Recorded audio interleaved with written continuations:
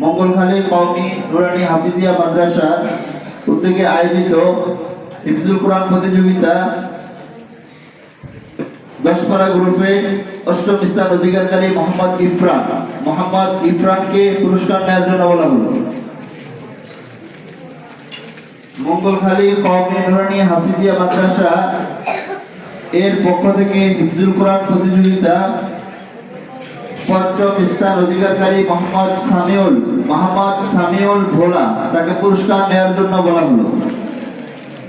মঙ্গলখালী কওমি নুরানী হাফিজিয়া মাদ্রাসা এর উদ্যোগে আয়োজিত সপ্তম স্থান অধিকারী মোহাম্মদ সিয়ামকে পুরস্কার নেওয়ার জন্য বলা হলো।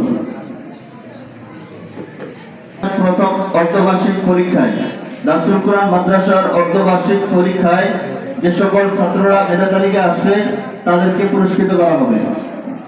দারুল কোরআন মাদ্রাসা অর্ধবার্ষিক পরীক্ষায় প্রথম স্থান অধিকারী নার্সারি বিভাগ মক্তব বিভাগে নার্সারি জামাত মোহাম্মদ সামির পিতা মোহাম্মদ সেলিম রাজা জেলা নোয়াখালী তাকে পুরস্কার নেওয়ার জন্য বলা হলো।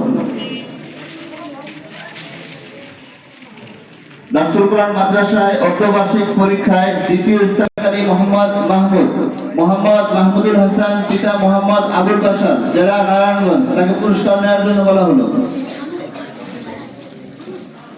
দারুল কোরআন মাদ্রাসার অর্ধবার্ষিক পরীক্ষায় প্রথম শ্রেণীতে দ্বিতীয়